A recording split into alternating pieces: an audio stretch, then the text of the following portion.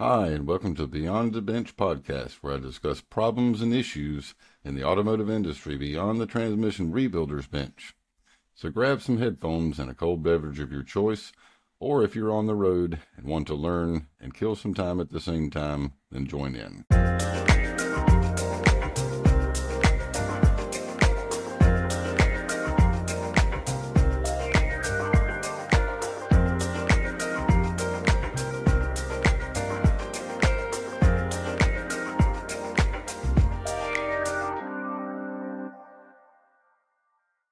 Alex, so you've been new to the crew here for how long?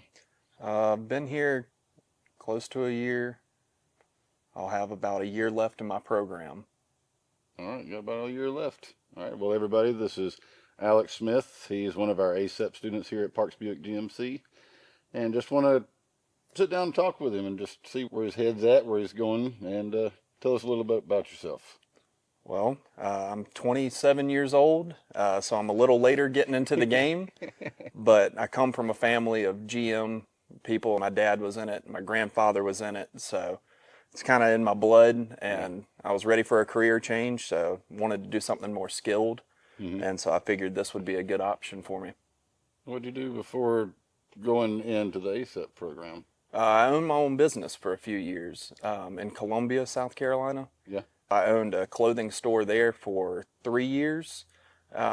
Really well with it. Enjoyed my time doing it, but it just wasn't for me. To scale up, get employees and more overhead and all that stuff. It just not something I wanted to deal with. So I wanted to go somewhere where I wouldn't have all that looming over me. I could just work and worry about working. That's kind of why I chose this as well.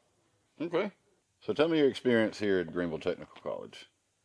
Enjoyed it so far. I feel like I'm learning a good bit. Kind of good with the bad with it. It's not all going to be sunshine and rainbows every day, but it's definitely taught me a good bit. I'm really thankful to be in the program here. Be able to get some really good hands-on experience through the school as well. Yeah. That's really been, I think, the biggest upside. So you're in the first year. Yes. So what classes have you taken already? Oh, I've taken engine performance, brake systems, suspension systems. I've had the first electrical intro class, the communications class. Okay. We've had some others, I just can't remember them. You were sitting there doing tires with Ben the other day. Yeah. You said you didn't take that, haven't taken We have. class We just didn't get too much instruction in that one. You can cut that if you need be. No, that's fine. We'll just leave it in there. That, and then when you're not in school and you're doing your time here, stuff that you've learned here that we kind of you through things of like being on the tool truck. Don't get on the tool truck. Yeah. What is the incentive that you have with ASEP through the dealership? So I get a lot of my factory training through GM there. So I'm out pretty much fully certified. Need to go get a few hands-ons here and there from some certain sections that they don't cover at school. But mainly the main benefit would be doing that, and then the opportunity to also have a co-op work experience here at Parks. Okay. With that, what is your goal? I want to know exactly what your goal is in the end all, because you went from owning a business, a clothing store, then you was not fulfilling. You didn't want to do that, and you wanted to jump back into the automotive field because it's what your family was into, right? Yep. And I also worked at Herndon Chevrolet about a year and a half there. I also worked at a dealership previous to, and I knew I kind of did, and it was to move back in. But I think my end goal would be to become world class, or at least get all of my ASEs within the first few years of being out of school. That way I can start getting a competitive pay and really just taking care of me and my fiance and family. Yeah, because you have to have a minimum of 2 years experience, but you can get your ASCs. So, which luckily the school counts for. Yeah. You've got your 1 year into there, and you got another year to go. Yep. Onto the subject beyond that, how do you feel so far in the program? That is it that the dealership benefits to you, like you was to do a sign-on with the dealer after doing schooling? Well, obviously, the number one would be the job security. Also, the Dealers Association tool program, where I'm able to get a bunch of Mac tools for free, that 2-year work obligation. Um, so it's a big benefit for being here. And then also just being able to kind of people who are to that world class or, a lot of more certification than I would have, obviously. Yeah. Able to be alongside those people and not just going and working at, a boil and filter place really does help. Yeah. Yeah. That goal is kind of even started myself, and I'm not gonna lie, the tool trucks back then suckered me in, and I tell you, and it's the same thing that I would teach anybody else. Just don't get on the tool truck unless you're ready to spend some money. They are a convenience, and the whole Harbor Freight Icon Yeah. deal that's gone back and forth. Icon stepped up a lot, and that has been a really, really controversy. Royalty Auto Services brought that up, Yep. and Lord, it just sparked a lot in the industry to where that, especially us that are on social media, and bringing that attention to like the kids, like Mm-hmm. man, just don't get on the tool truck unless you're ready, Yep. unless you want to spend that kind of money. Yeah. And it is good quality, and a lot of it's either up and down. We kind of discuss some of that stuff on social media side, but Yeah. um, Say, like you said about Harbor Freight, as a starting out mechanic, that's been my best friend. The Mac tools that I was provided by the dealership, 90% of my toolbox is from Harbor Freight. So yeah, they've helped me out. And then obviously Gear Wrench tools, the only tool truck that I've really delved into. yeah, And they have a competitive price point. So that definitely helps me out. yeah, yeah. I agree because I know most of Snap-on tools are really expensive, and I've got them all. So Yeah. I've got just about every manufacturer. I've got old Craftsman stuff that get anymore, Yeah. stuff like that. But um, Well, even with our 50% or 49% discount that we're offered through the school on Snap-on and Mac and I believe Matco as well, a lot of the time it's still, even with their discount, hard to beat a Harbor Freight price and still offering a lifetime warranty. There's one 5 minutes from my house, so it yeah, makes it all easy there. yeah. The one that's local to here. I can be there in 10 minutes if I wanted to. So Got pretty much everything you can need. Some specialty stuff here and there. the specialty stuff, we kind of look around price shop, look at the different manufacturers, price points, and look at the warranty and Yeah. how customer service is handled as well. That big thing. Kind of got a good level head on that. That's what I really like. That Well, thank you you. understand looking at into this, that you're listening to what everybody's giving you advice on. And that's important because there's not a lot of people out there that do that. I'm not going to pretend like I know too much about it. And I mean, when Ben, who I work with, and all the guys that are in stalls near us, a ton of valuable experience and knowledge. So just those little tidbits from stopping by and saying, "Hey, what are you doing?" Me Yeah, progress. It's been compounding upon each other. I agree. And I like to take some time and just walk around with the other ASEP students, and just say, hey, what you working on? Or, some conversation with them and just check in on them. Like, I know Jesse's leaving, but Jesse's leaving for other reasons. He's Hmm. doing something with the church, so Yeah. it's anything to do with like the ear, nothing like that. But how do you feel with the flat rate system? Um, there's a lot of thoughts that go through my head with the flat rate system. First, that if you're willing to work like I am, you can be successful with it. But with its pitfalls as well. You hung up on one car that something's broken that maybe you didn't even mess with, and now it's your problem. And you can lose money and time by doing that. But I mean, I think what I've been hearing so far is if you're willing to work and you just stay consistent working, you'll be fine. But I'm definitely a little worried for when I get out of school and, I have the fire Mm-hmm. about being able to turn consistent hours. I'm still honestly learning because I don't expect to come out of this program knowing everything. So, Yeah, along the lines, I mean, all the electrical issues and all the the stuff that I have to deal with left and right, and get handed here's this ticket. I only want you working on it. Kind Yeah. of that's a big conversation, especially recently, and a lot of the industry is hardened, and they've been through a lot of things where they're not allowed to have anything at the time, whatever, if it's something under warranty. Hmm. It's going to take extra time. It's not like we can call the customer back and say, I need extra time because of this. It's something that's foreseeable. We see that as something that's going to be added in with, like, if additional time or something like that. Yeah. But if it's something under warranty, a lot of the guys don't get anything, or they're limited to a certain amount of OLH, which those that do not know what OLH is, that is other labor hours. That's beyond a replacement. So a lot of them just don't, they allowed to get more than 2 hours. Yeah. So you get into a job that's like a job, and further consequential damage, if it takes you longer than 2 hours, some of those dealerships that do that to those technicians or get really screwed. Yeah. And the bad part about the industry. Yeah. And definitely from talking with other people that I'm classmates with or other people that I know that work at other shops, that tends to be the norm, it seems, in the field. I'm thankful to be here where it seems like they kind of a little more and they try to work with you sometimes, but overall, with warranty time, there's not a whole lot you can do, it seems like, to get OLH.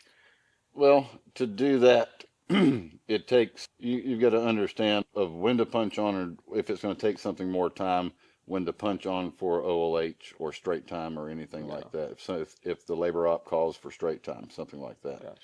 then it's just the time that it takes you if it's straight time, period. Mm-hmm. But if it's something that's beyond that, some of the labor ops, and I'll talk about the transmission world, because that right there is extremely hard for a lot of the technicians to go to any kind of OLH beyond the fact of if certain bulletins are out to do a certain repair, they're either held by that bulletin to do that repair by that bulletin, and there's ways to adjust around that. Mm-hmm.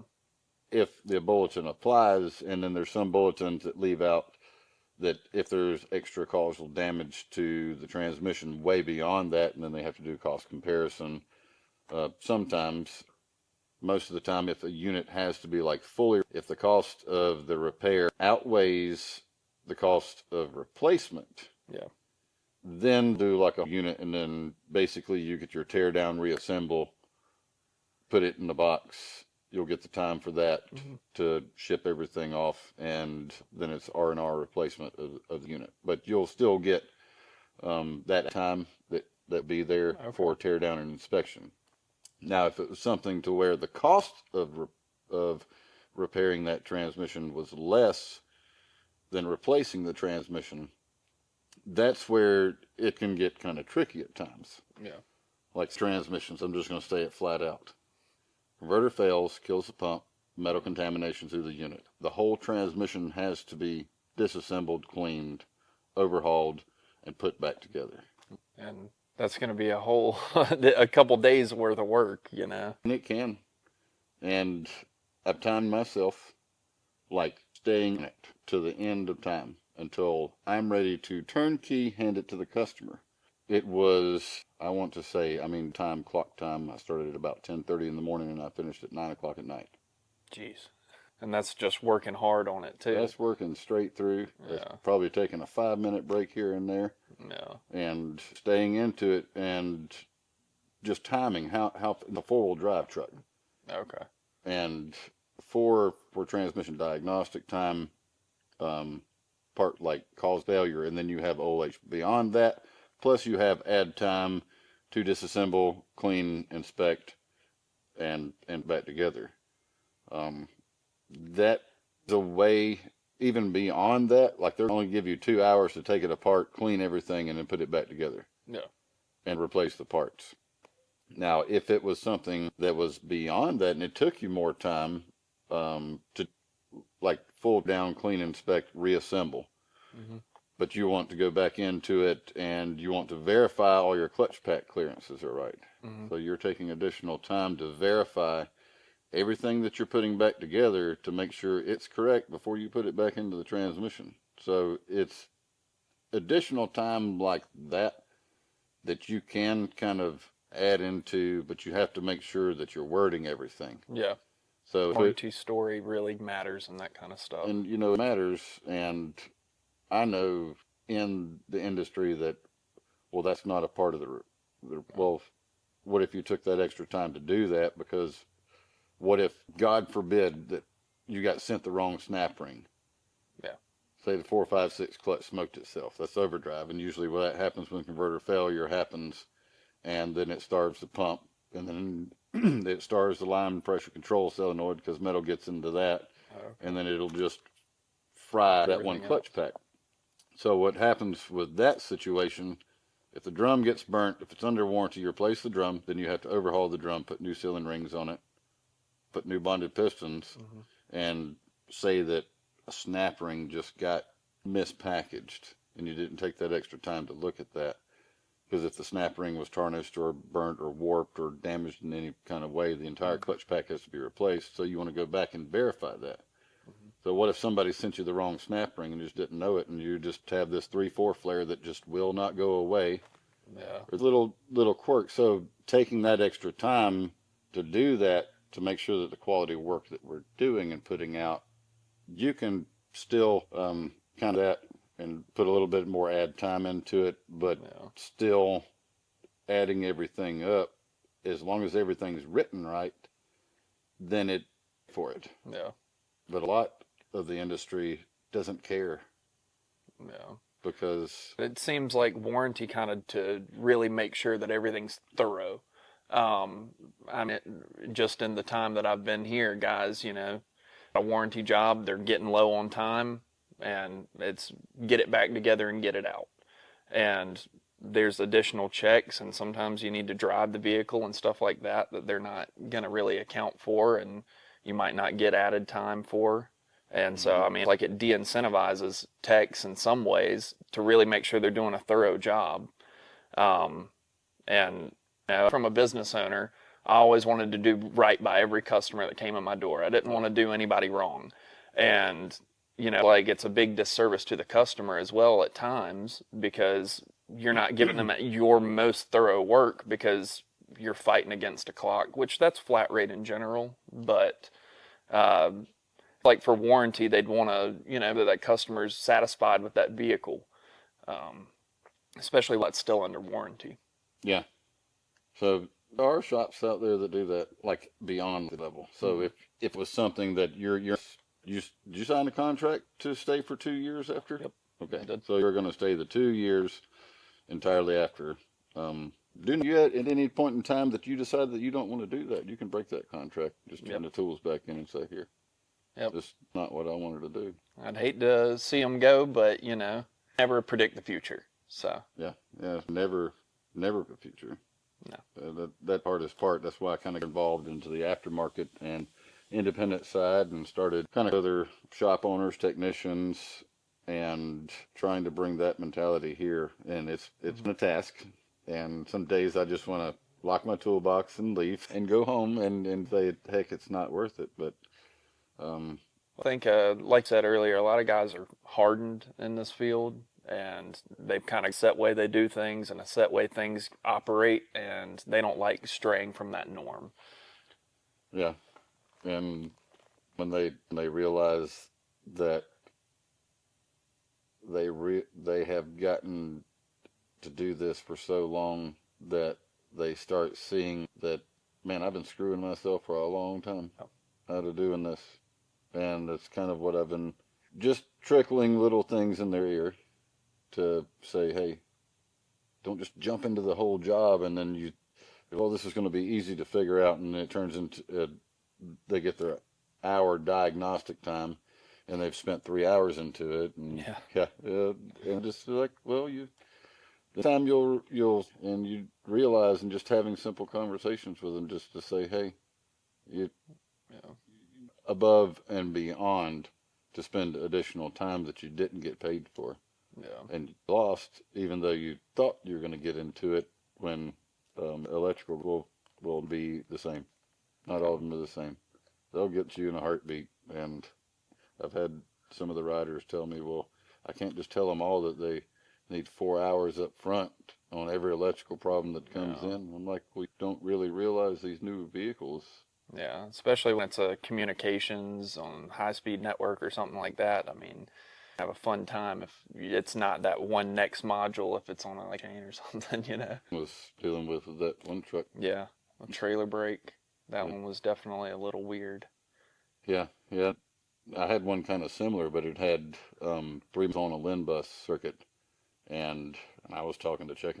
I'm like, I believe what I've got 3 days into scoping this thing, and what should have been a simple diagnostic turned into like does make any sense whatsoever on Yeah. what it's doing, on how to determine a simple LIN bus, and come to find out, along the way that I know the new car had been wrecked and it had been damaged, and Mm, it good quality OEM level parts in it, but I started questioning just everything when something didn't add up, yeah.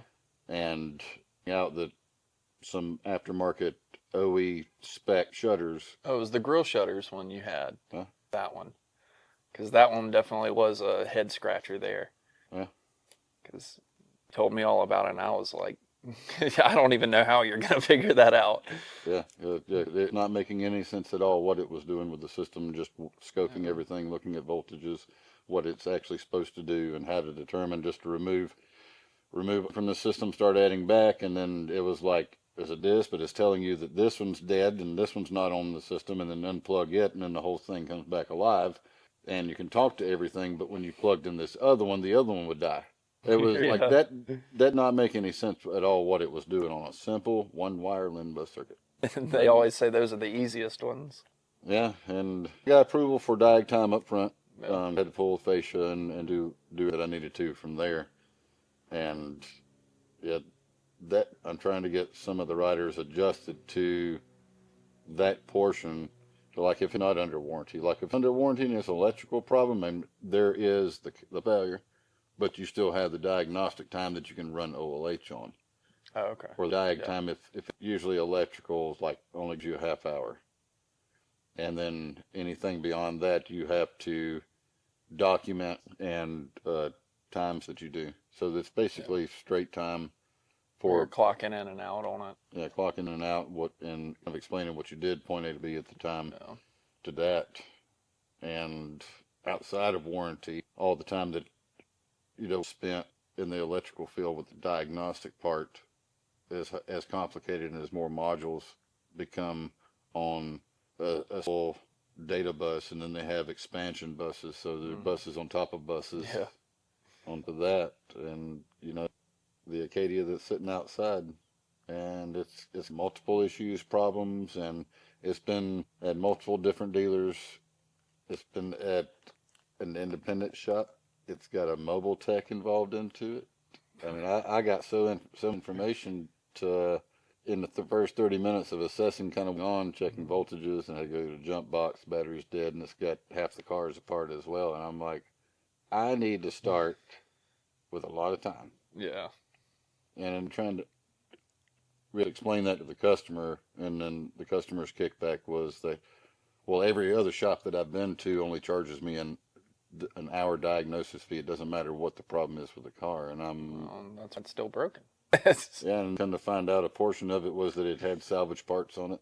Oh, yeah. Well, that At the happens time too. they tried to throw salvage parts on it, that didn't fix it, and then had to put OE parts on it. That fixed it at one point, and then now the car's been sitting since like October. I mean, I don't understand. I don't think either. And I think a lot of that is just general miseducation around the field. Yeah. But also, like a lot of that is upon the people up front to try to educate the customer Mm-hmm. as much as they can and kind of layman's terms with them. Um, but I mean, you're working on right now, it's had what, 3 or 4 different people charge them an hour diag to try to figure out for water being in a connector. It's well, I know if they've been charged multiple times. Okay, I know that that was the one that I did the GR8 test on the battery, and the writer told me that they had paid diag 3 times, I believe is what they said, 3 times already on it. Oh, dang. And so that's why they were asking if I could do it because I'm a student and I'd do it for free. Yeah, but pay you by the hour to be here, Yeah. but at a lower rate. Yeah, much. Well, You pay your dues though. it got expensive, and that fourth, and then finding out all that information on that car, I literally was trying to find the time, drove it for 2 hours, could never get it to act up. And I'm like, look, I'll find some time to drive it in between and try to see what I can assess to get it to act up, because apparently, multiple times, I don't know any past history. Nothing's written in the information for it other than I could not duplicate or something. And I came in last week, and it always dropped on a Thursday. And I'm like, look, we're going to start here, and I'm going to spend the time into it.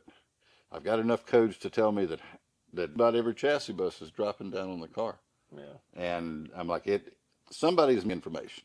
Even though I asked, what happened after it rains, I was told no. And I'm like, suspicious about weird stuff like this. And I'm like, something's just telling me this time it has to be. Something's there. So I get into it and I start looking around and I find water in the floorboard. And I'm like, all right.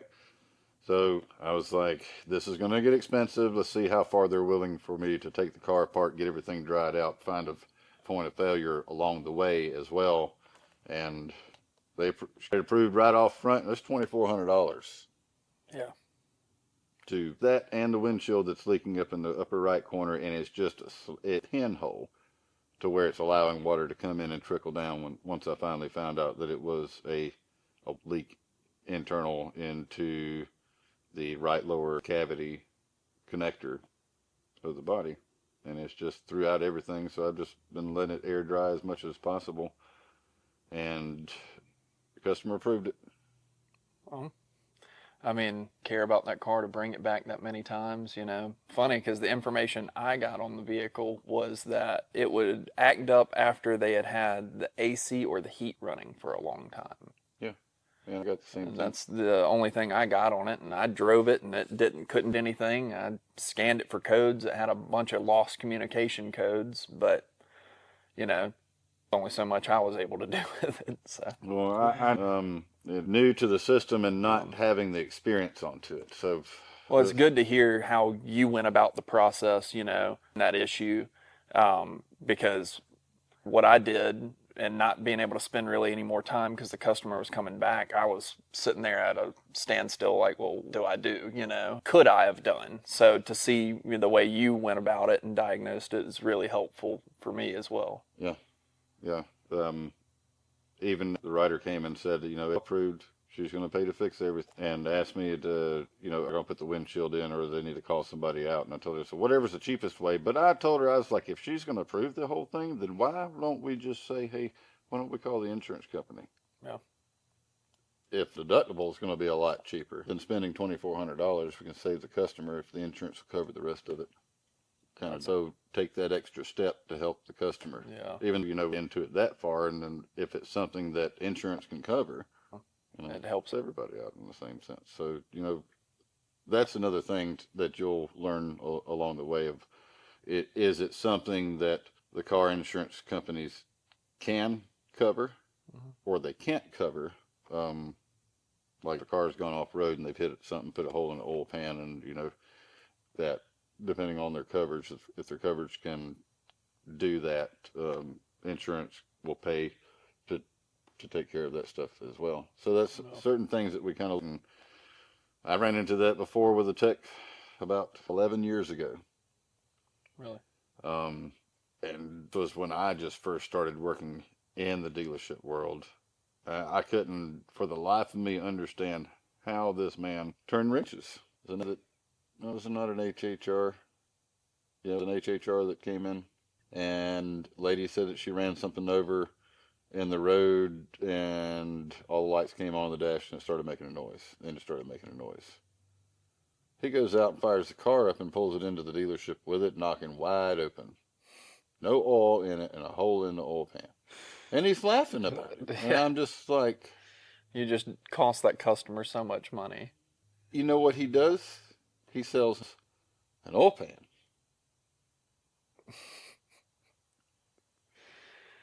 So we take the oil pan off, and I'm walking over there. I'm like, all right, this needs to stop right now before this gets way out of hand. I called the service writer. I said, tell the caller, call the insurance company right now. I put the engine in it.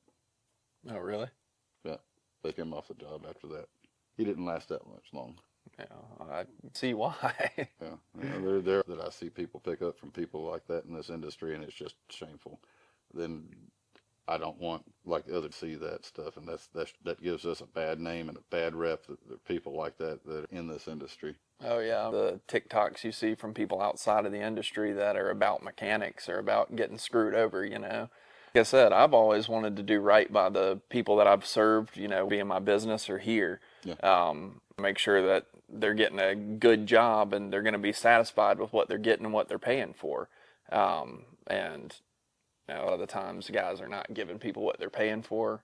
I'm not saying that's happening here, but I know of places where that happens, and I just can't imagine being the customer going up there paying to have my car fixed, and then, you know, the age-old joke of, well, I took my car in for an oil change and now my headlight's out, you know. Those things can be avoided, and people just choose to neglect it.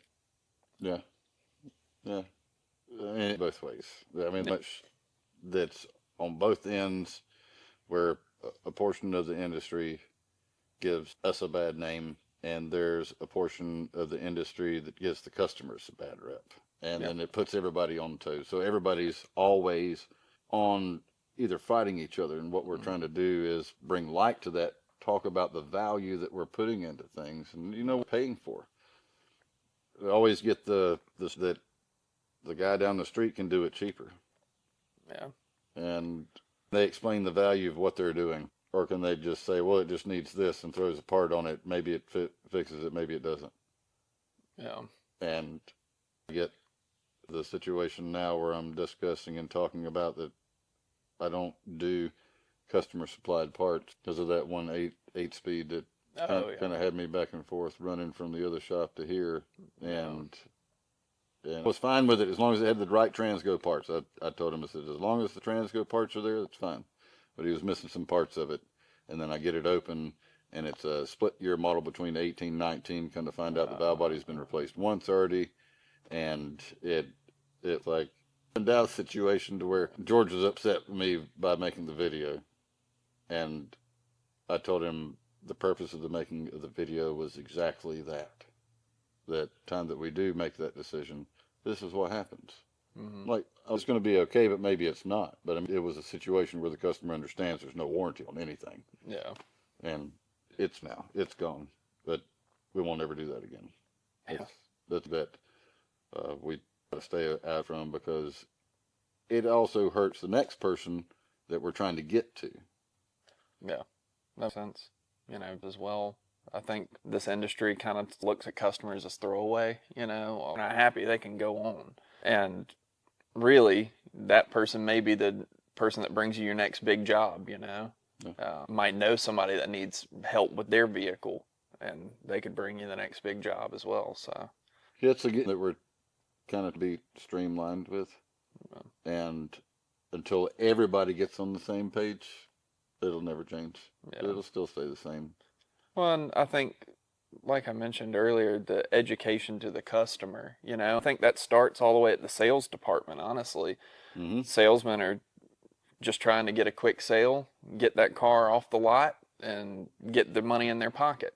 And we can't fault them for it, but at the end of the day, coming from this world, I've seen salesmen sit there for 2-3 hours in a car with a customer and explain to them every single feature of the vehicle, how to care for it, going through the manual with them. Mm-hmm. I heard of a salesman doing that in a really long time. That was just my personal experience watching small town salesmen, you know, money. And they weren't going to be able to get by doing anybody wrong, you know, to show them all this stuff. And I think the education at the sales, and then it moves to the service lane, you know, can say, okay, well, part hasn't, you know, this is why, this is what we're going to do to correct it.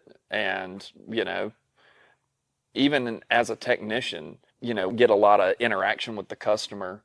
But up something that can give them a better explanation, or I know some shops kind of split opinion on the video inspections and stuff like that, but I can see where it can be beneficial to educate the customer. That it kind of just that, in that fighting, Yeah, you're trying to sell me something yeah. that I don't need, In and that, reality, yeah, yeah, and to give you something that's going to keep your car on the road, keep you safe, keep your family safe, whatever it may be. yeah, There's a general lack of education around automobiles in just the entire public.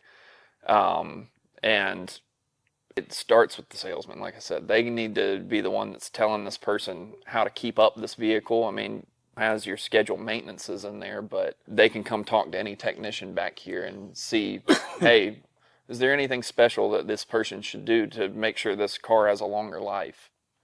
I'm sure there's a couple tips and tricks that every single body in here has on different vehicles, and it was like Tim's Harley Davidson.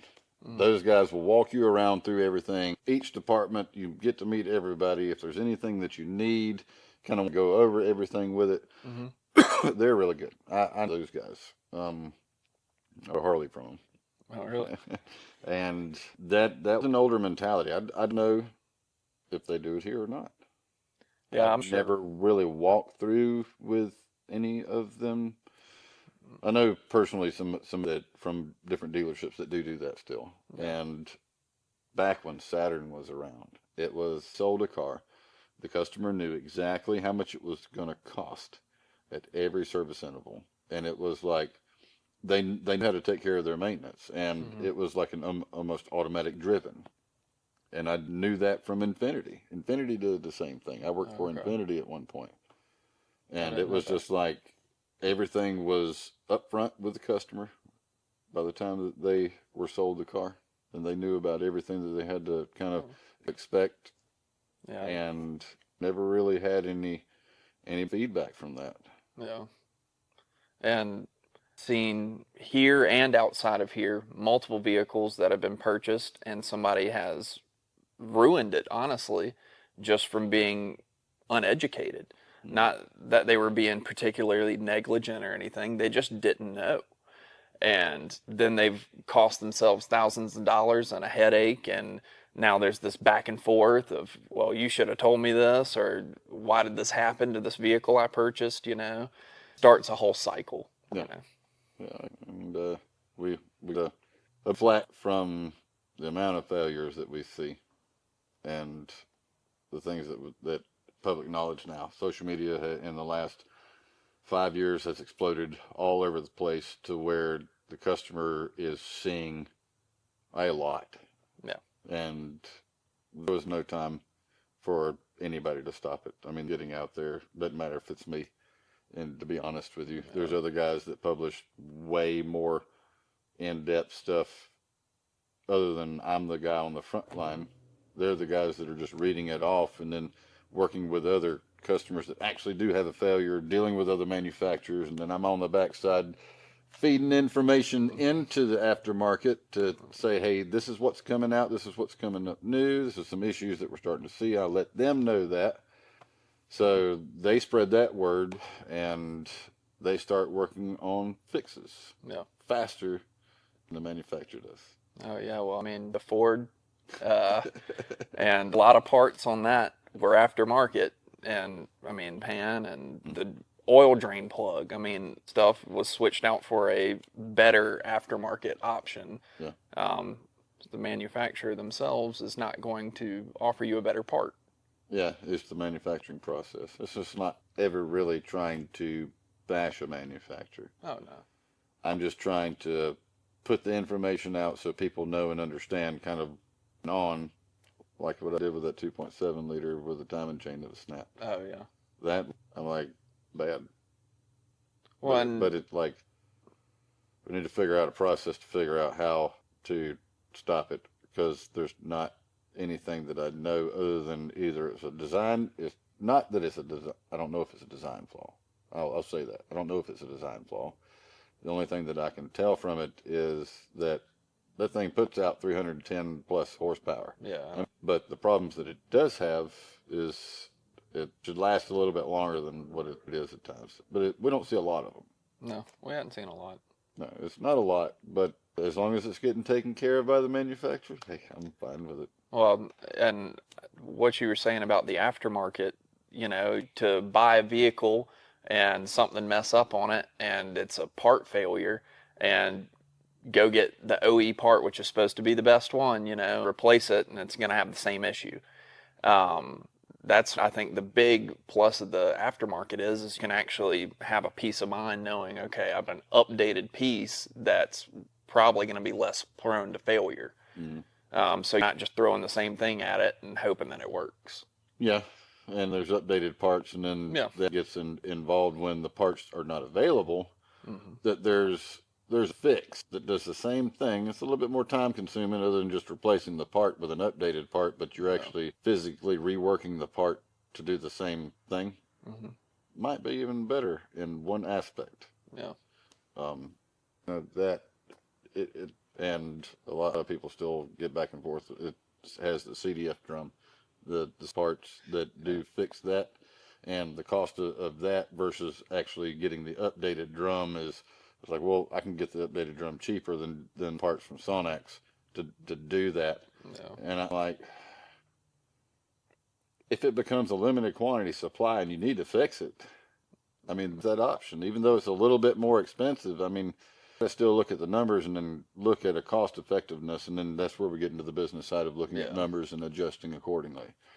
And that's easy. I'm able to have this conversation with you to know and understand that the other ASEP students that are way younger than you and don't have that mentality that you do coming into this is hopefully that it gives them a better promise to look up to you as a staple, because what you're learning from us, and you already know the business aspect, you already know what to expect from the flat rate system and incentivize and kind of that. Once you start looking at the numbers in the flat rate system of what you're getting paid, with experience when it progresses, increase, depending on performance factors, and going into having all your GM factory training that you're getting directly in ASEP program.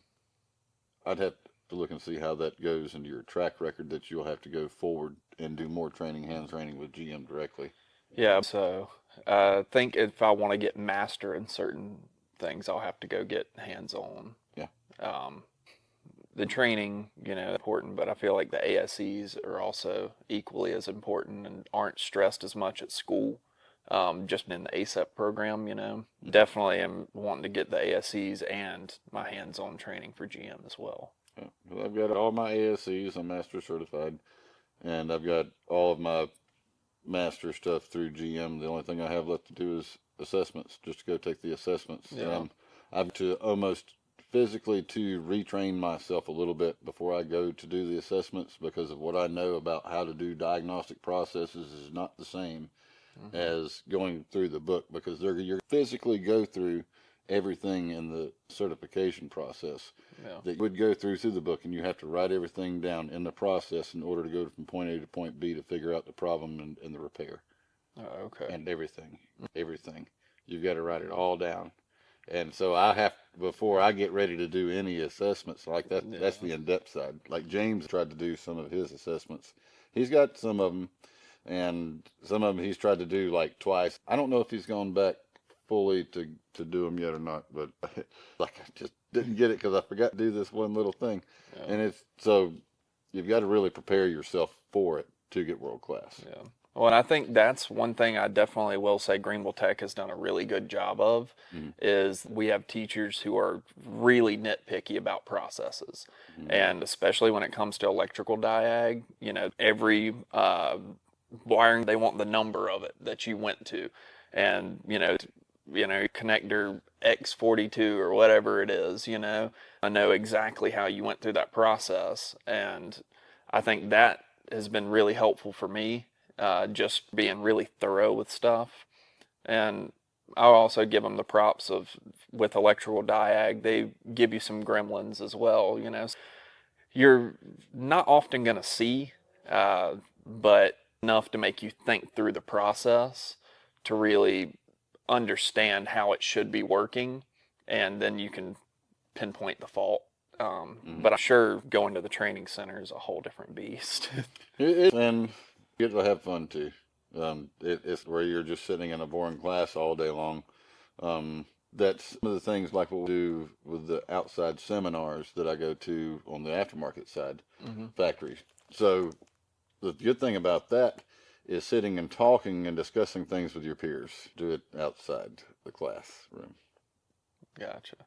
Um, be the best thing. So when you're like joking about little stuff here and there, have a good time, discuss things amongst each other. When you're in like you're having to switch from one station to the next, but like most the juicy details is where we go out to lunch and or if you're in a 3 day class, just go hang out with the guys and just talk about you run into um, it, sharing of knowledge information on the outside beyond the classroom because that's where we learn a lot of stuff. I mean, in the aftermarket side, like the expos that I go to, those training seminars, I talk to guys all the time while I'm there about things that I run into this beyond like what the seminar is. Hmm. And one of the guys that I went to a seminar recently at the NASCAR Institute, Hmm. he hear this and laugh about it. It's like the car would have a problem. He said, "Go get some jumper cables." He said, "It fixes everything." uh, Kind of on I can't remember what it was. It had to do something with electrical problems. If it's got a bad ground, go get some jumper cables. It'll fix it. You'll that you figure out what it Yeah. is. And I remember the whole process, but it's like little like that. It's fun stuff. That's a good part of it. But I'm that you got a good head on your shoulders and you and kind of this and what to expect from it, and you're not afraid. Yeah. I mean, get on knowing it was going to be a challenge around mechanics and in shop atmospheres. I saw what those guys went through firsthand as a child, and it's not all sunshines and rainbows and lollipops, but Yeah.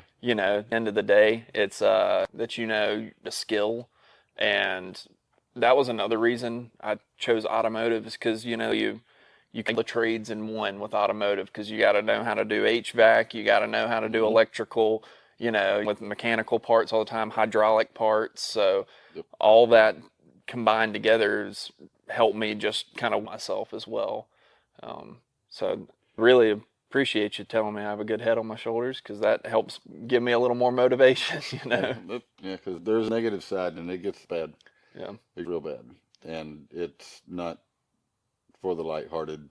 But the best thing is persistence and standing up for yourself, Yeah. and don't take anything less than you're worth. Yeah. Don't use, don't money in places that you don't need to. Take the time to do your research before you do it, Yeah. and don't and put in the wrong areas, the wrong things. Yeah. 'Cause I've done heavy duty stuff. I've worked on like what gone to do Hmm. to work for Bobcat, and I work for Southeast Industrial, so I know just about a lot on the industrial side. And there's electrical equipment in that too, so EVs Yeah. all over that. And I've had to get into that and work in some extreme conditions to the point to where even if I stayed hydrated, trying at business, trying to probably should have rescheduled, but it was like a hot day, and I had a breakdown, had to do a brake job, and I was staying hydrated, I was staying cool, I was back and forth from the heat to the cold AC, and didn't realize what I was doing. I was young Yeah. at the time and went into shock. Luckily, I was able to pull over before I passed out and made a phone call to 911. So after that, I was like, okay, Yeah. The brakes a little let bit. me slow down a little bit here, and I really didn't realize what I was doing. 100% Yeah. of what I was doing to my body, not what I was doing to the forklift, but in situations. And I think just after that, I'm like, I might want to do something else. Well, that's why I appreciate like you guys being able to give me tips and tricks on, my body, but saving money, you and Ben and plenty of people for tool recommendations to get me something that's going to get the job done well, but not break the bank. Yeah. All of that stuff combined is really, I started at a few months ago to now has been exponential growth. I'm taking on projects on my own, stuff that I would have never done before. And all of that kind of culminates from having that leadership, Yeah. So I Yeah. appreciate you and all the other techs here that have really, really helped me a lot. Yeah. Good. We're just trying to help everybody out. All of us came from out of different dealerships all over the upstate, and we just just we all work good together. We all know each other. We help each other out all the time, and we cut up, joke around a little bit here and there, but nothing like outlandish Yeah. shops that I see that do serious hazing. Yeah. Well, their dues. I'm sure there's plenty of stories to be told about me already here. So, but at the end of the day, yeah, it's a great experience working here and, for me, where I've come from an environment like this and to be so easily taken in here with everybody else has really been another factor that's helped me grow a lot. Good. Something what I focus more of my time to do is to help make a little bit more of a change, even with the season techs. And I keep an eye on you guys, especially forward. What like Luke's off to do something else. He wants to do something else. That's fine. It's not like I'm going to tell you to stay in the industry. If you find a better job or a better field that you want to get into, then pursue that. It's just a stepping stone. It's not like I'm trying to keep everybody in the automotive field. If they want to go do something else, they can have at it. Yeah. But the issues that lie in the industry is where I try to focus on. There's a lot of guys that I went to ASTA that literally were ruining their business, but thought that they were doing the right thing, and they were worried about the people down the street.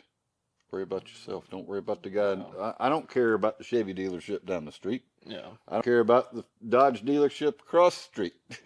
Can't control what they're doing. You control what you're doing. Yeah, mentality to keep them on, and guys said it took him forever to realize it. Like he was building transmissions in shop, but he does a bit of everything. But he was building transmissions, and he realized he wasn't charging right.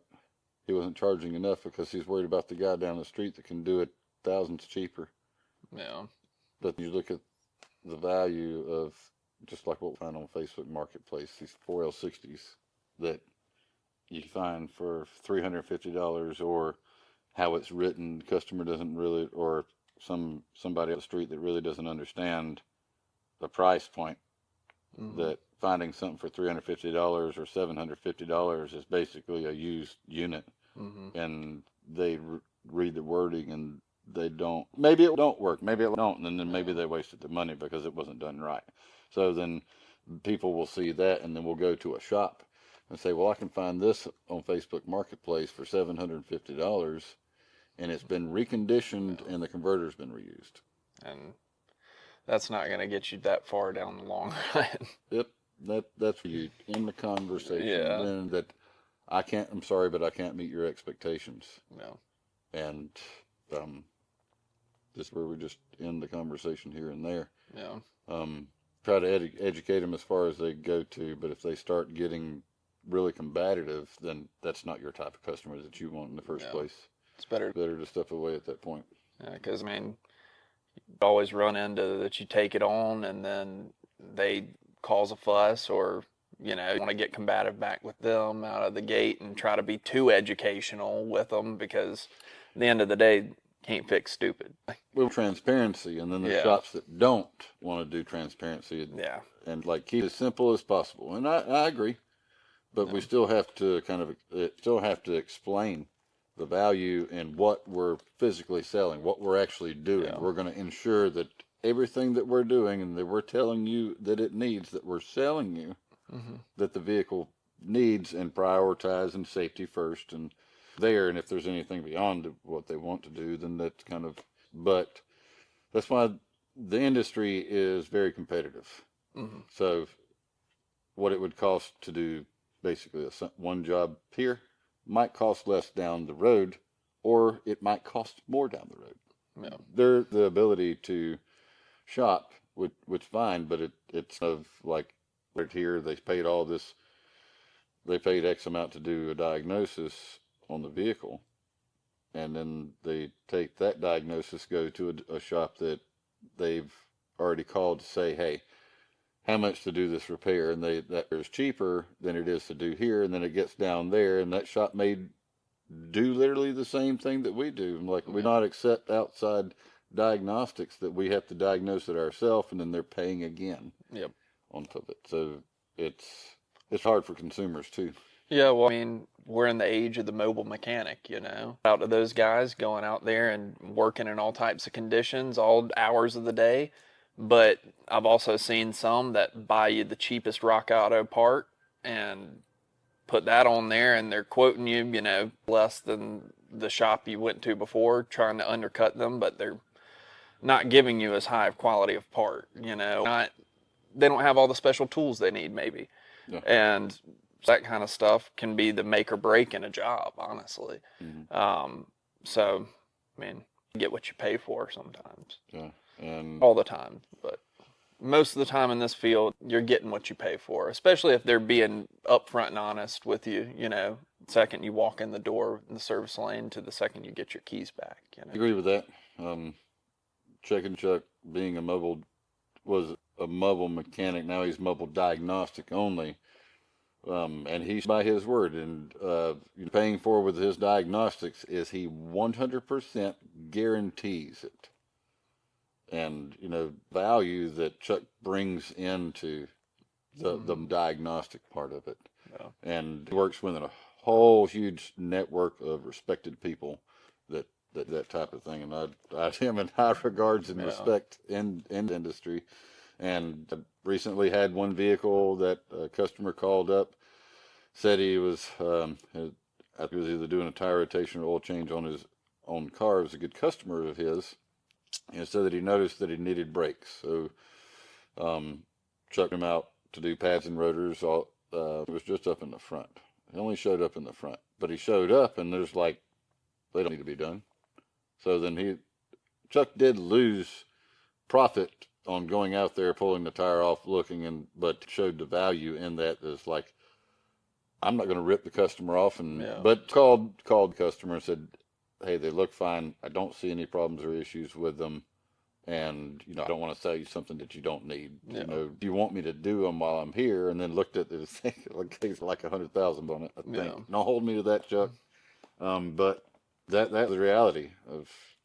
And I got a lot of respect for him as well for doing that and being upfront and honest with people, That's what it takes in order to make a change in this field is more people that are going to be honest with the customer and upfront, because it's really to sell them something they don't need. And don't necessarily feel good about ever having to do that to somebody. I would never want to do that to somebody, and I'd never want somebody to do that to someone else, That's where the real change comes from. So, I mean, I respect to him for, from a business owner, you're not always going to be making money. Sometimes you take a loss, but you keep a customer. Yeah.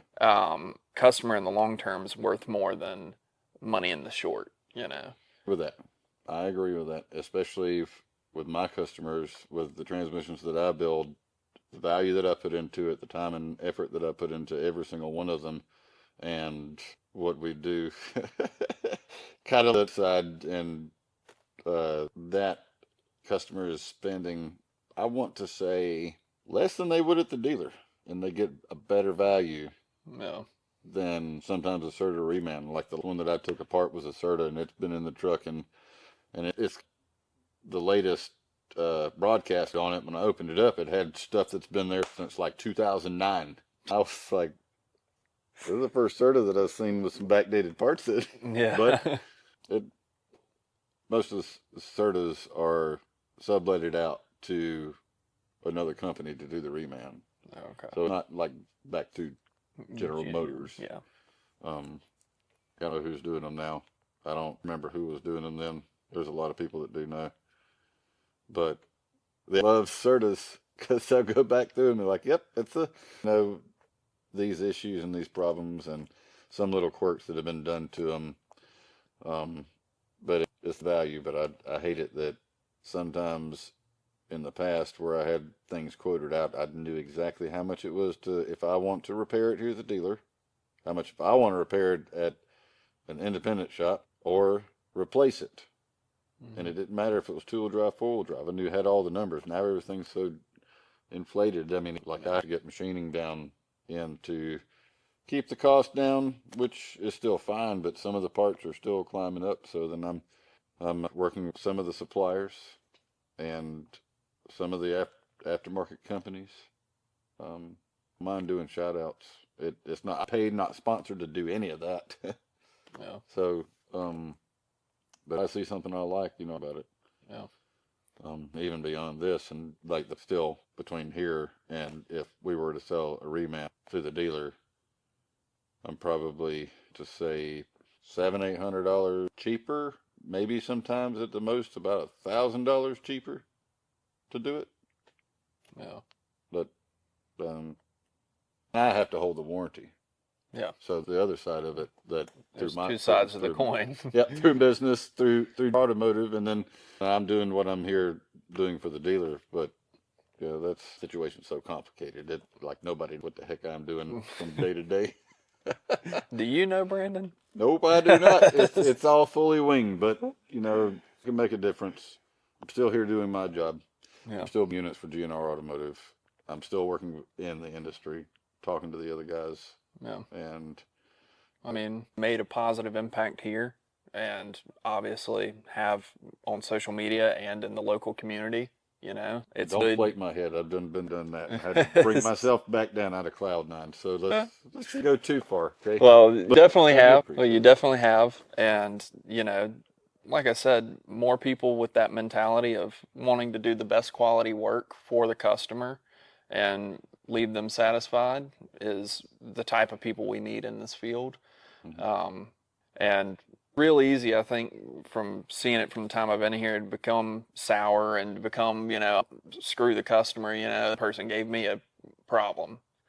Well, that one person's not everybody, And kind of as they're all equal, just look at it and say, oh, well, this one person caused me an issue or this one car caused me an issue, so now I'm going to give everybody half-ass work. Yeah. Can't do that. Yeah. Kick back so some that I'm like, I am direct to the point to where I don't like to sugarcoat it. I don't like to pussyfoot around nothing. I don't want to sit here and sell you a lie into something or at all. And people look at that aspect that I'm being egotistical on top of it. No, I'm just telling you the flat out truth of what I believe in, what I know in, and people still think that I just, in a certain mentality of that I'm just lost in the system that, believe is a total lie. And I'm just going to believe it till the end of time. And I actually know the truth. No. And they don't really know me personally. So I know the truth. I know the truth. I've seen how you work with other guys here, a lot of different personalities in this place. Yes. Definitely a lot of different ways that people go about stuff. But, that's what we go back to. Everybody here works well together and we're all able to kind of medium in order to navigate through. As long as the end of the day that we're putting out good work and turning out cars, we can all get along around here, I guess. Yep. I agree. Yeah. Do want to cut it off from here, and I do appreciate your time, and I'm glad to see you've taken the time to sit down with you and see where you're going, where your head's at, and Thank you for sitting down with me. Stop me. Sure, I'll be through the bay plenty of times a day. But hope you guys enjoyed this podcast, and we'll see you next time. I hope that this thing just didn't die in the middle of it, and I can't see it or nothing. That would not be fun. Nope, we did it.